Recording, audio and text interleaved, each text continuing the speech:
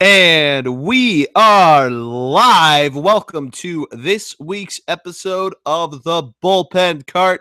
I, of course, am the G-Man, a solo pod tonight.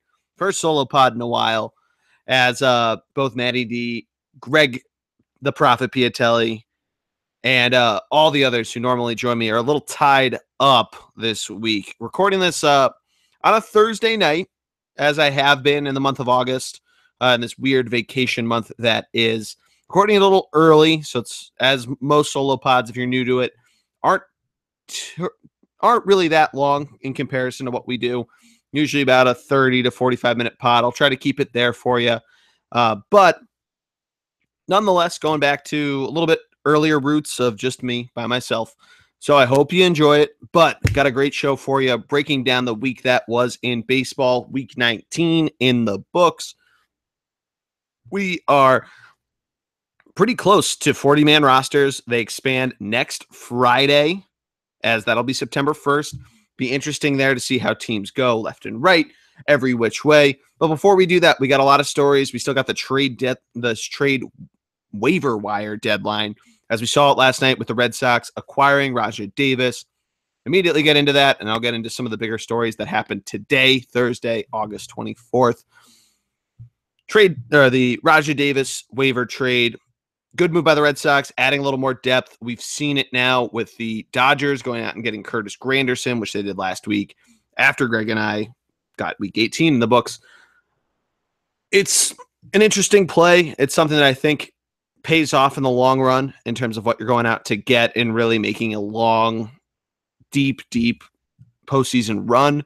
It should pay off. Maybe not as great as you've seen the Dodgers immediately get. Curtis Granderson hit a home run the other night. But it's still a great move. You have young players in their outfield.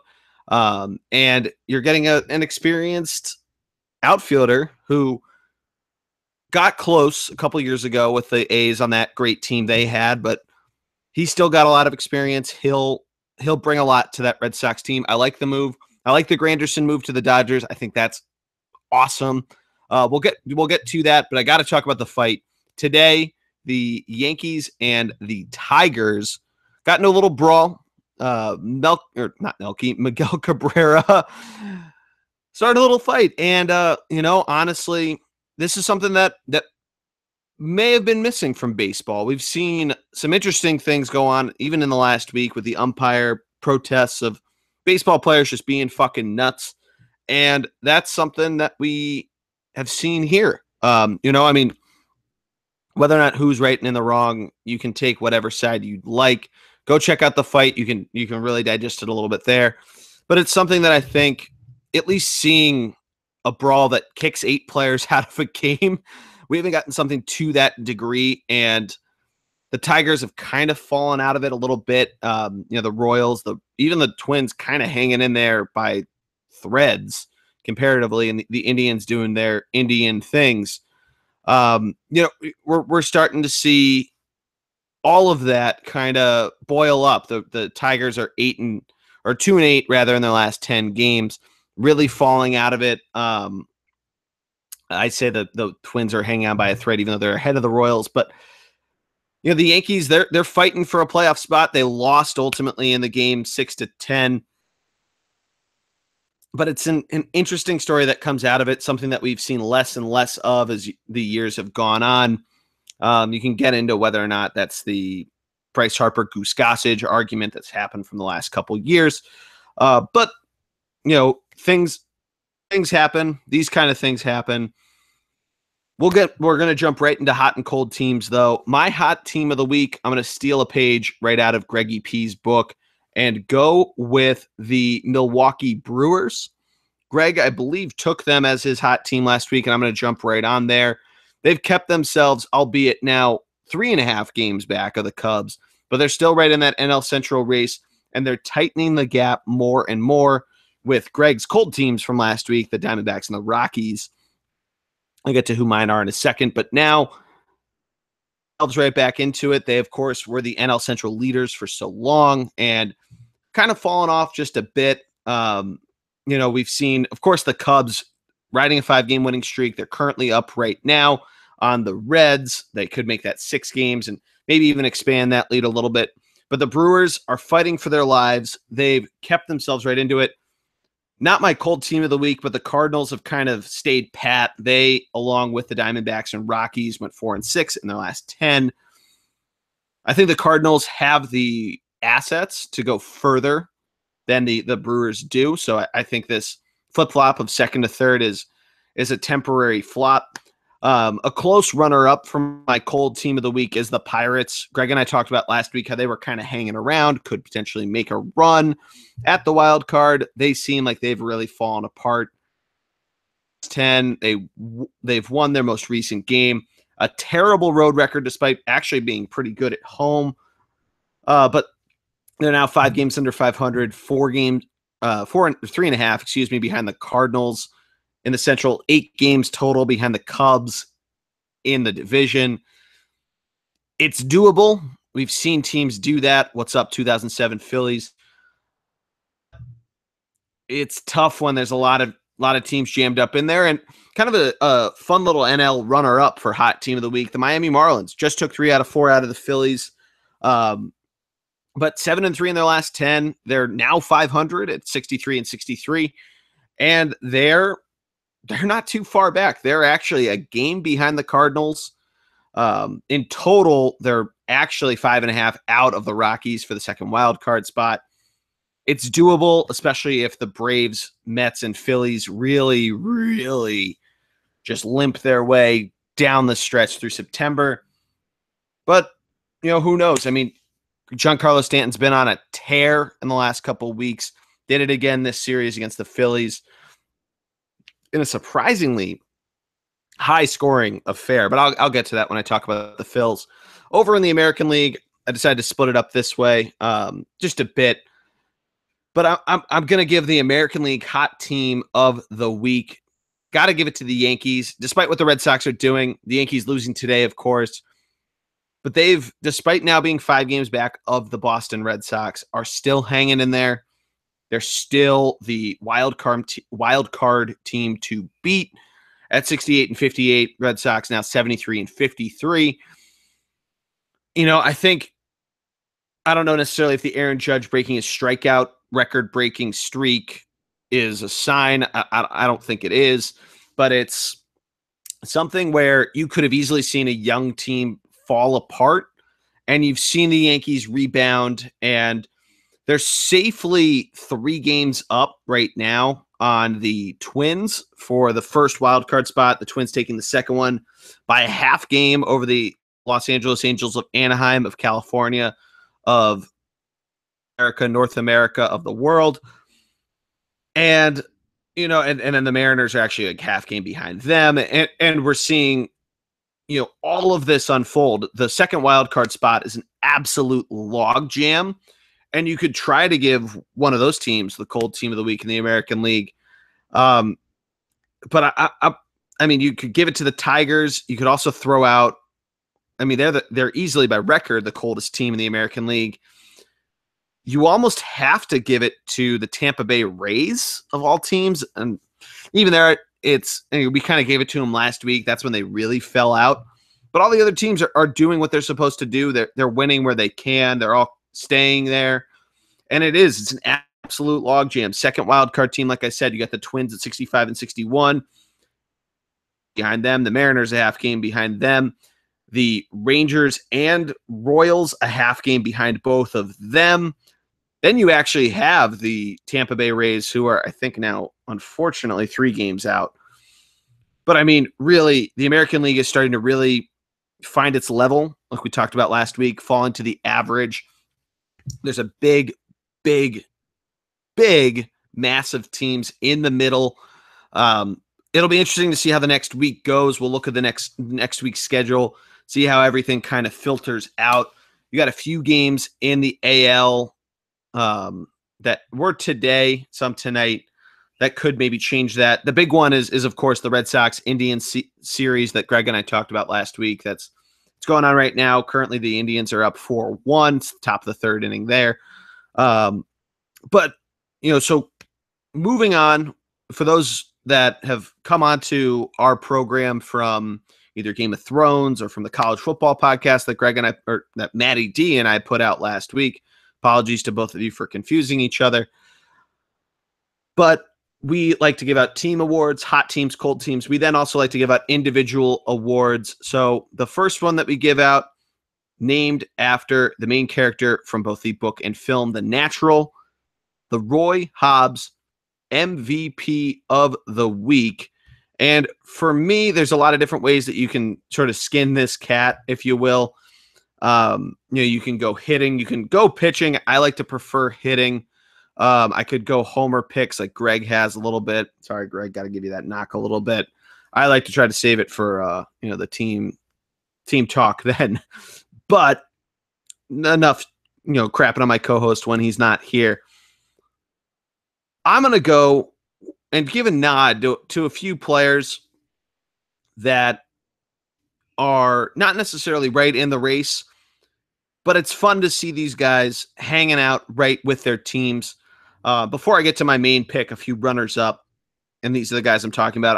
I'm talking about Freddie Freeman, Brandon Phillips, Ender Inciarte of the Atlanta Braves, a trio of players, all of whom have collected over 12 hits in the last week. The Braves, I don't think really ever talk about them on this podcast because they haven't really done a ton. 4-6 in the last 10, so no real reason to bring them up in the team section of the pod. But nonetheless, when these guys, bigger names, are doing very well, they each have a couple homers to their name, a lot of RBIs. Inciarte, great hitter, does very well for himself. It's nice to see Freddie Freeman coming back up there, as much as that pains me to say. Brandon Phillips still providing leadership, if you will. But those guys are sort of runners up. Another one that's worth noting, I mentioned the Rangers earlier being right back in the thick of things. Sin-Soo Choo leading the way there, batting .444 with 12 hits, a homer, 5 ribbies, a stolen base, and he's walked twice and struck out 8 times. That's a little iffy. But his OPS is over 1,000, so you got to give him the nod there. Guy I'm going to go with, though, of my MVP of the week is going to be Joe Mauer. It's been a while since we've talked about Joe Mauer.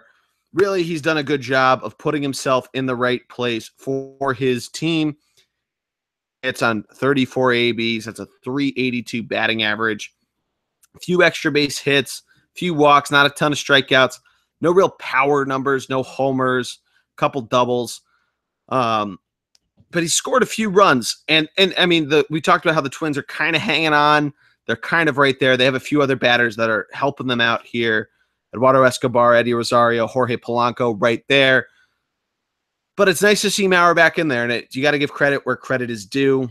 Other guys in sort of the quote-unquote meaningful spots in terms of teams that are right in the thick of things in the playoff chase. It's funny because of what I like to do. I like to sort by hits and kind of sift through there. But the next guy that you got to come down to is probably Jay Bruce. Jay Bruce is batting .265 in the last week. Traded from the Mets, of course, to the Cleveland Indians. Hitter of the week. They've had an interesting week playing the Red Sox. He's hit 3 homers, though, and on top of really Jorge Polanco or Josh Harrison, that's tied for the tops. You look at Charlie Blackmon, there's another one that's helping out, but the Rockies haven't really done a ton to pick him up. He does have 7 runs, but I'd probably look at Jay Bruce next. 7 runs himself, 3 homers, which really, when you look at it, he's gotten on base 10 times in the last week, and he's scored in 7 of those appearances. That's as many times as he struck out in terms of on base versus striking out, which is funny. But he's knocked in 7 runs. He's scored 7 himself in 10 on base appearances. That's a pretty good run for yourself there. But moving on, we go to the Billy Chappell pitcher of the week. Billy Chappell, of course, being Kevin Costner's character in one of his many, many baseball movies he does for the love of the game, which we never really talked about for really the movies themselves. The Natural is, of course, a classic. We get to a few other movies. We get to the Henry Rowan Garner next. That's for Rookie of the Week.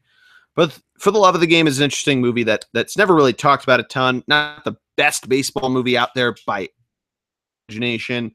It's Kevin Costner basically over the course of a game that he's pitching as a Detroit Tiger, older veteran pitcher. But Vin Scully's in the movie.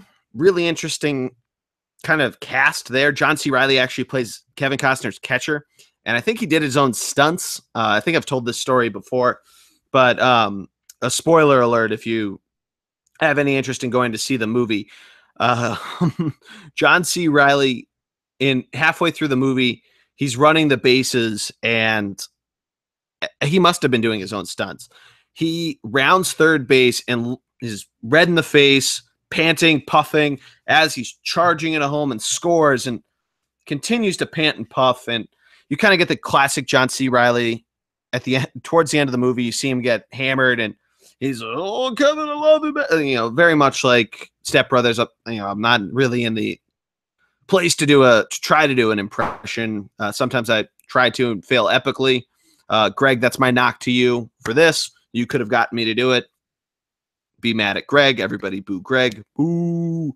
But my Billy Chapel player of the week, sorry for that tangent.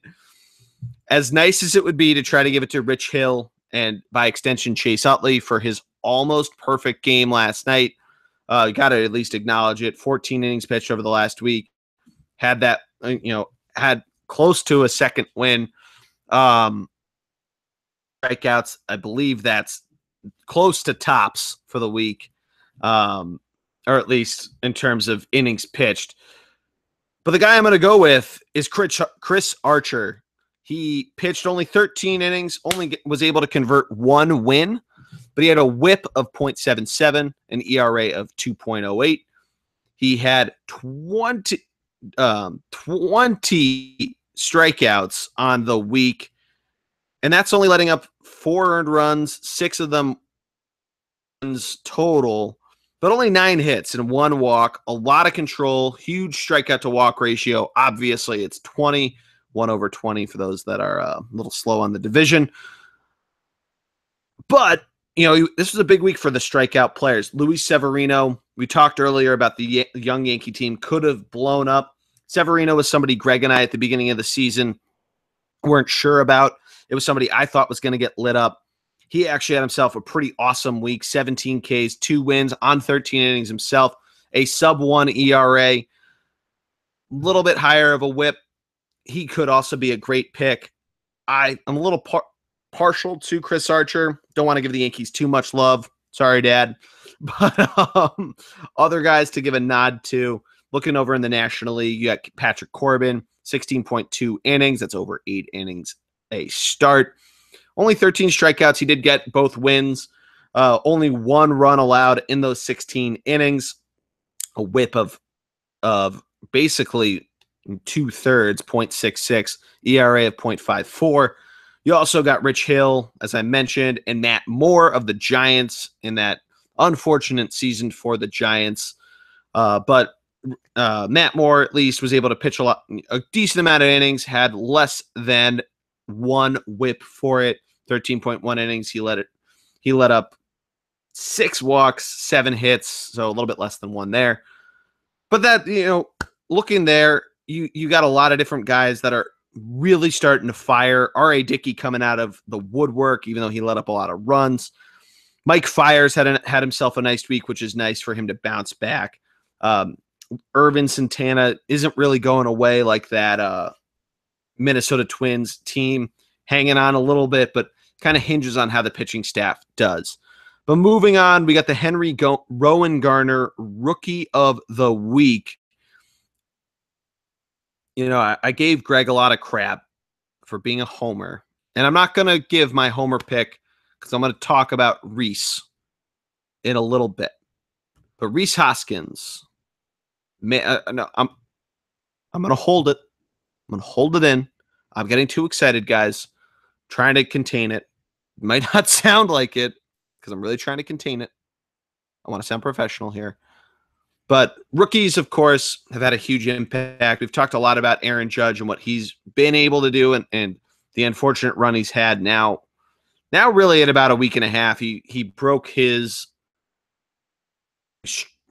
strikeout streak. For those unaware, he had a run that was him striking out, and I believe it ended up being 38 games in a row, strikeout record across the league. But we've had a lot of nice stories with rookies. A lot of rookies coming up. Baseball's very young. The ultimate question of who's the face of baseball and all these different things. But I won't jump into that too deep.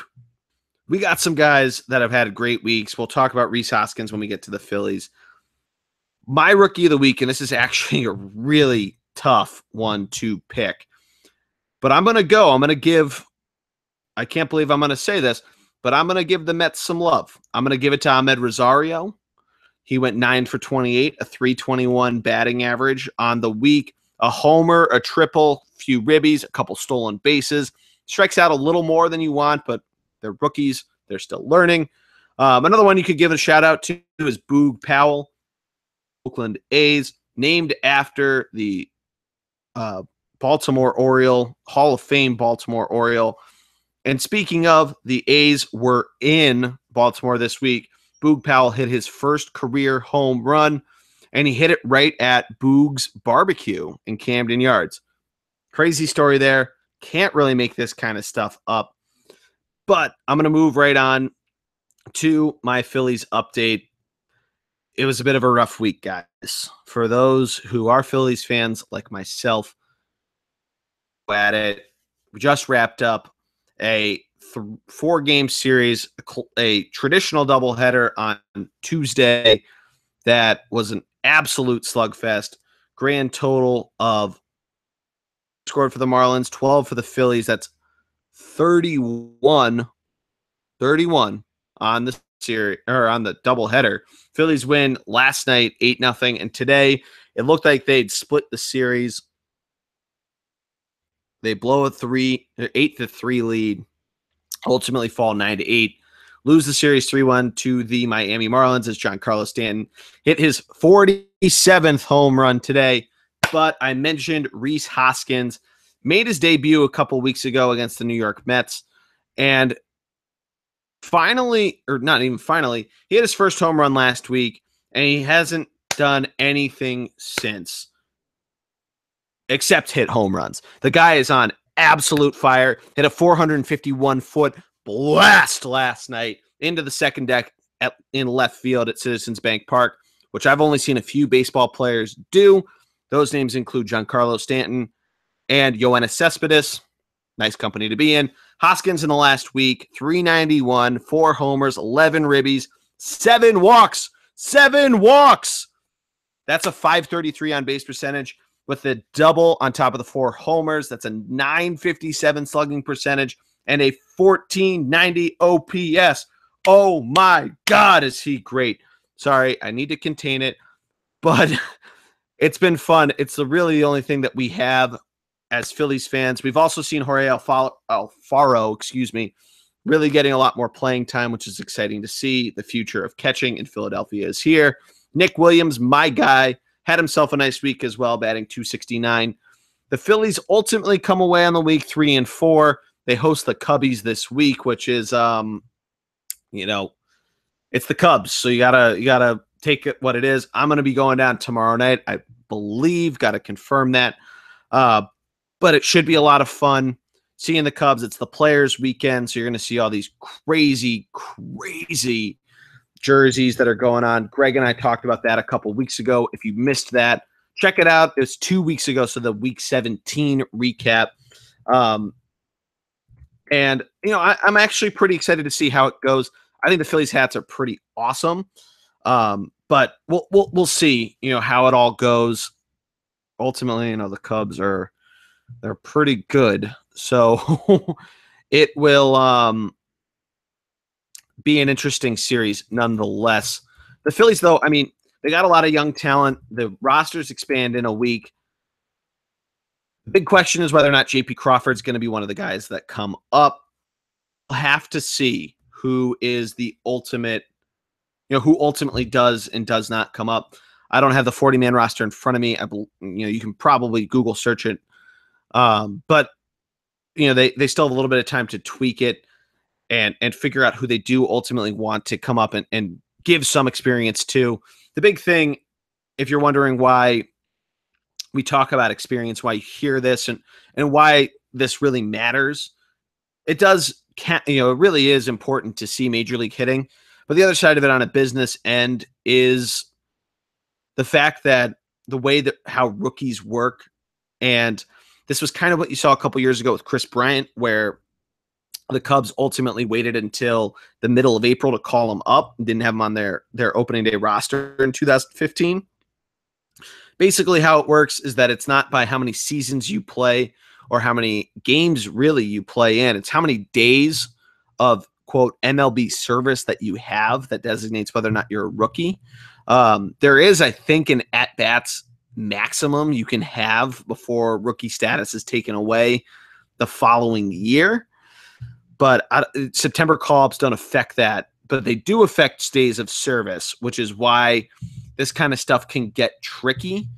And that's really where it comes down to a lot. So I don't necessarily see the Phillies making a huge deal out of it, nor do they have a guy that's Chris Bryant worthy. But it'll be interesting to see how they go forth with it. They've had a lot of movement up and down with the Iron Pigs, with the Fightin' Phils. But it'll be exciting to see who ultimately comes up there. I've been excited to see Alfaro. I've loved Reese, and as soon as he got called up, I knew I had to go. I already had plans to go see the Mets, but I was excited to see him come up, and I'm glad he started to come on. And I say, quote, come on, and he's hit however many home runs in his first 14 games. But he was hitless in his first 3. So that's where I'm coming from for those not aware. But enough about the Phillies. We move on. Fan favorite, the stadium snacks section. And everybody loves getting food at stadiums, for those unaware and not familiar with our segment.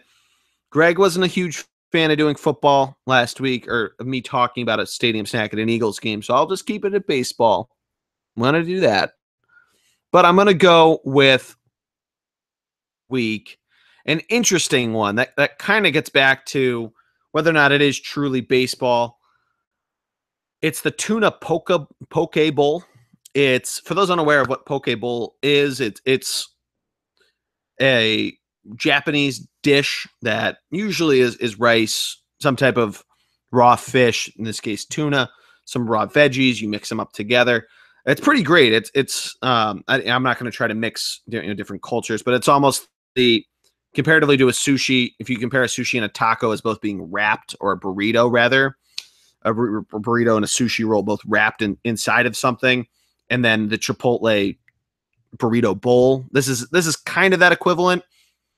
To make a basic connection. Of course, there's different principles and whatnot. Not going to try to connect cultures here. I don't want to get on that line. No, but I appreciate both. Prefacing done. But as somebody that's actually lived in Chinatown in Philadelphia for a couple of years and had poke bowl a number of times, it's an interesting snack to have at a stadium. I'm not really a huge fan of stadium snacks that you have to eat with a fork, knife, spoon. Of course, getting ice cream out of the helmet hat is probably the only exception to my rule. But I mean, it's usually a pretty tasty treat, or really meal. It's not not a dessert by any means. But if you're ever out in Dodger Stadium and have this, I'd be really interested to seeing how this tastes. I'm wondering if it's just vendor added, whether or not they have Aramark or someone else, or if they actually hired a company to come in and give their own different foods and whatnot to the poke. So somebody, if somebody out there knows, feel free to shoot us a DM, a message anywhere. On Twitter, ThunderBLG, on Facebook or Instagram, Thunderblog Sports, the website itself, thunderblogsports.com.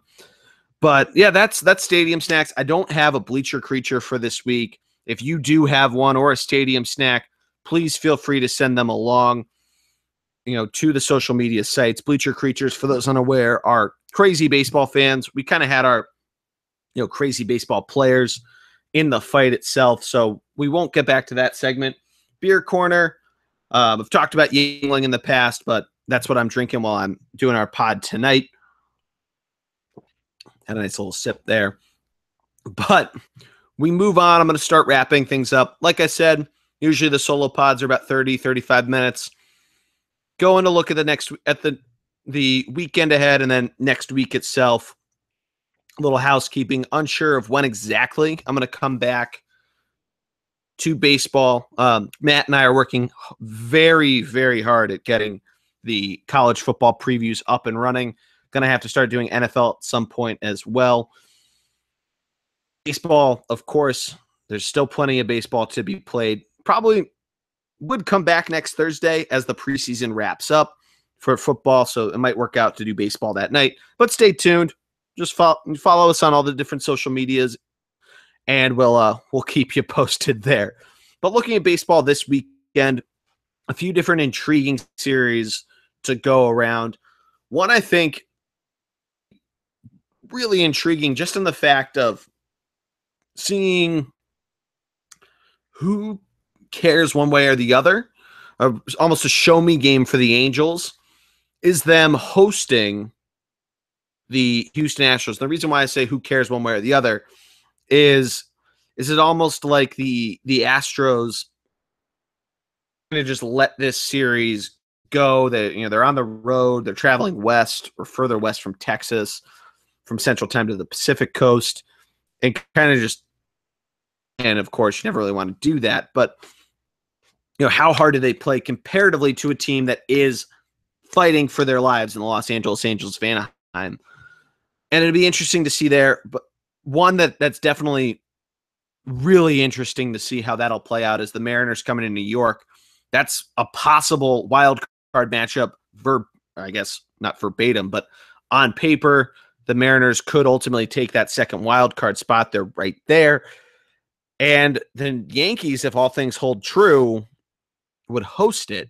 So this is something, not necessarily a show me game, but an important game to see the Mariners and how they do against these playoff caliber teams. And it'll certainly be a series to watch out for. They have a few others that are kind of around there in the same vein as the Angels hosting the Astros, the Brewers coming out to LA. The Dodgers have been so hot, they just might mow over the Brewers and start to knock the Brewers kind of out of things. But who knows, the way the Brewers have been playing could be a really interesting series, especially towards the end of the series, as we'd see Yu Darvish versus Jimmy Nelson on Sunday afternoon.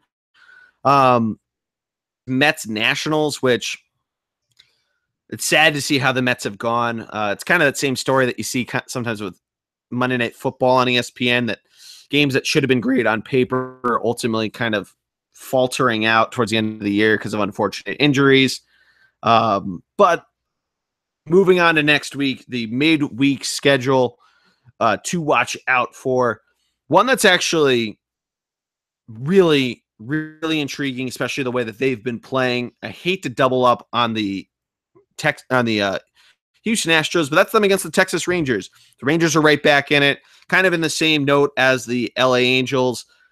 The Rangers really got to show up. They got to really start playing well, put the pedal to the metal, and really get it going. And that's something that this is a series certainly that kind of proves they deserve to be there. One that's a big heavyweight matchup is the Yankees versus the Indians. Of course, the Indians playing the Red Sox this week. They get the Blue Bombers next week. And they're in New York City. It'll be interesting to see how that goes. They got some good pitching matchups in there. The most notable one I can see is probably Trevor Bauer versus Jamie Garcia. But watch out for that series and how it goes there. It could have an impact on either where the Yankees sit or where the Indians sit if the Twins and the Royals keep playing well. And on that same note, the Royals host the Rays next week. The Rays have kind of fallen out of it, but the Royals certainly still need to navigate these waters well. One that's definitely Of the utmost importance to keep an eye out on, though, and probably the most important series of the next week, the Milwaukee Brewers hosting the St. Louis Cardinals. And Tuesday night's probably the big pitching matchup. Matt Garza versus Adam Wainwright. The tale of the ageless pitching wonders. But as we've noted, they're neck and neck in the NL Central, and that could have a huge impact on that race, the wild card race, and really the landscape of where the National League goes. But that's going to do it for me this week, guys, at least for baseball. Not sure when we're going to come back for football, potentially Saturday, but I'm not going to make any promises there. Hopefully come back Sunday for Game of Thrones, maybe Monday night. But keep an eye out on the social media. Like I said, Thunder BLG is our Twitter account. Thunderblog Sports is our Facebook and Instagram handles. Thunderblogsports.com, of course, is our presenting site. But if you do think I missed anything, if you want me to talk about your team, your favorite players, stadium snacks, bleacher creatures, beers for the beer corner, crazy baseball players, or really anything in the baseball world, please don't hesitate to let me, Matty D, Greg Piatelli, Stevie G, or anybody that you know that blog. But that'll do it for me. For ThunderblogSports.com and the Bullpen Cart, I am Jordy Cannell. Have a good night, everybody, and I will talk to you soon. Thanks again.